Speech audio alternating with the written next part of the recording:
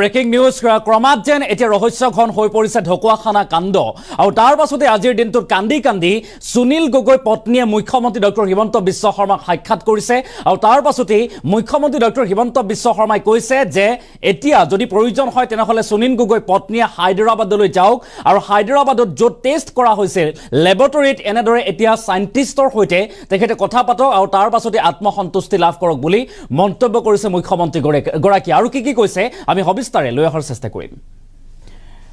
এটা ডাঙৰ খবৰৰ মুহূৰ্তত কান্দি কান্দি মুখ্যমন্ত্ৰী ডক্টৰ হিমন্ত বিশ্ব শৰ্মা সাক্ষাৎ সুনীল গগৈ পত্নীৰ আৰু সুনীল গগৈ সন্ধান লাভ কৰিব পৰা নাই বৰ্তমান আৰক্ষীয়ে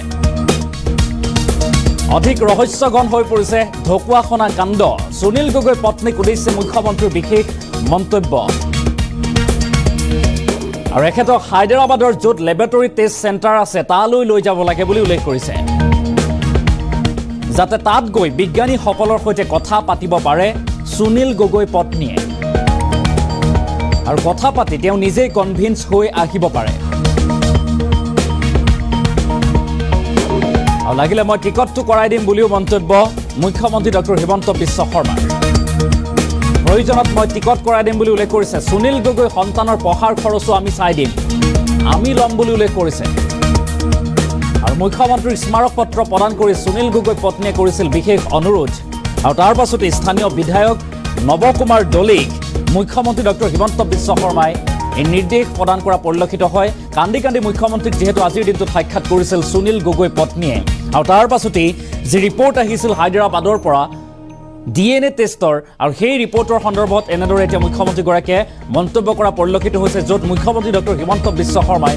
সুনীল গগৈ পত্নীক উদ্দেশ্যে কৈছে যে আপুনি যদি প্ৰয়োজন হয় তেনেহ'লে আপুনি হায়দৰাবাদলৈ যাওক যিটো লেবৰেটৰীত টেষ্ট কৰা হৈছিল আৰু সেই লেবৰেটৰী বিজ্ঞানীসকলৰ সৈতে আপুনি কথা পাতক আৰু তাৰ পাছত কনভিন্স হৈ আহক আৰু প্ৰয়োজন হ'লে আমি টিকটটো কৰাই দিম বুলি উল্লেখ কৰিছে আৰু লগতে মুখ্যমন্ত্ৰীগৰাকীয়ে উল্লেখ কৰে যে সুনীল গগৈ সন্তানৰ পঢ়াৰ খৰচ আমি বহন কৰিম এনেদৰে মুখ্যমন্ত্ৰী ডক্টৰ হিমন্ত বিশ্ব শৰ্মাই আজিৰ দিনটোত ঢকুৱাখানাত উপস্থিত হৈ সুনীল গগৈ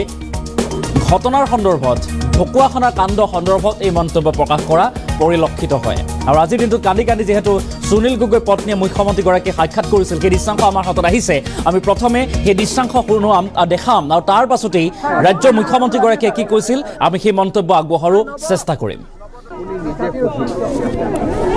নব আই নব মই কৰি দিছোঁ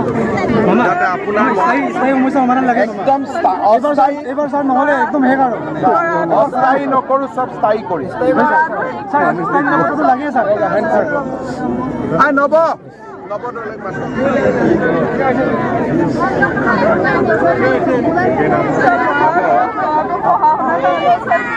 বাইদেউ ভালে আছে ন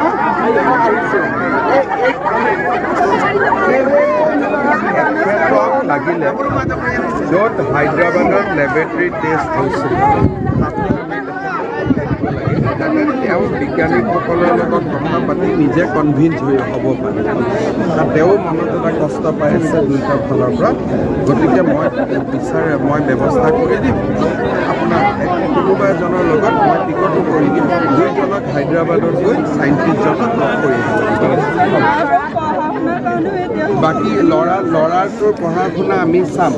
সেইখিনি কথা নাই আমাৰ পাৰ্টীৰে ল'ৰা আছিলে কোনো সমস্যা নাই যি পাৰোঁ মই সহায় কৰি দিম কিন্তু আপুনি অকণমান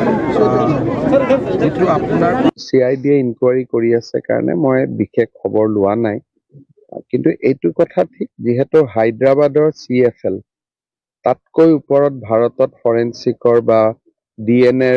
এজেঞ্চি নাই গতিকে আমি হায়দৰাবাদ CFLৰ ৰিপৰ্টটোক সঁচা বুলি ভাবিয়ে আগবাঢ়িব লাগিব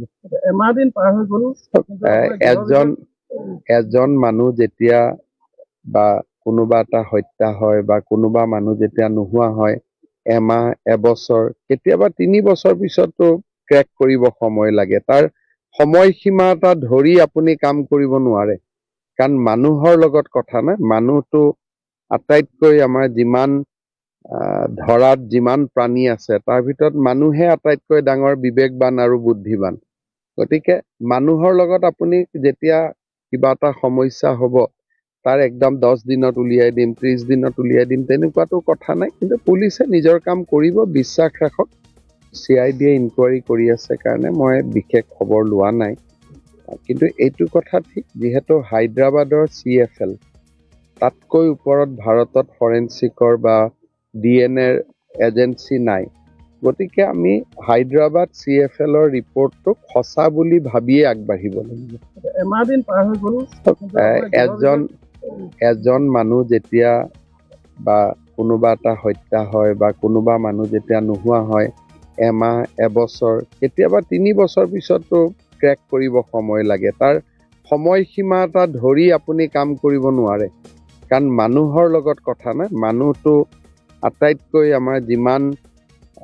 ধৰাত যিমান প্ৰাণী আছে তাৰ ভিতৰত মানুহে আটাইতকৈ ডাঙৰ বিবেকবান আৰু বুদ্ধিবান গতিকে মানুহৰ লগত আপুনি যেতিয়া কিবা আপুনি নিজে নব আই নব মই কৈ দিছোঁ যাতে আপোনাৰ একদম এইবাৰ ছাৰ নহ'লে একদম শেষ আৰু অস্থায়ী নকৰোঁ চব স্থায়ী কৰিম লাগে ছাৰ আই নব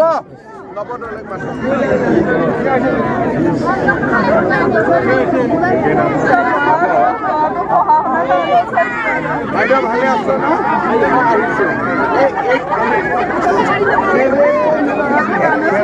লাগিলে য'ত হায়দৰাবাদত লেবৰেটৰী টেষ্ট হৈছিল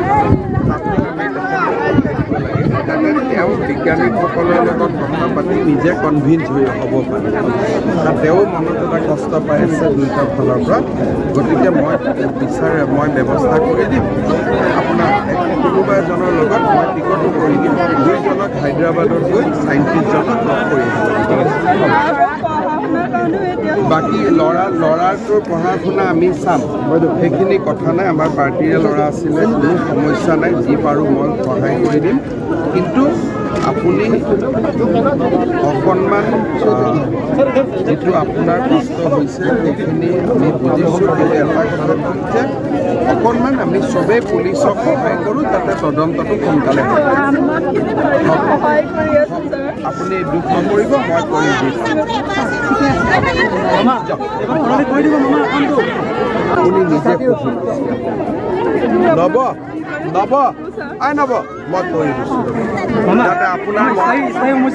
একদম এইবাৰ ছাৰ নহ'লে একদম শেষ আৰু অস্থায়ী নকৰোঁ চব স্থায়ী কৰিম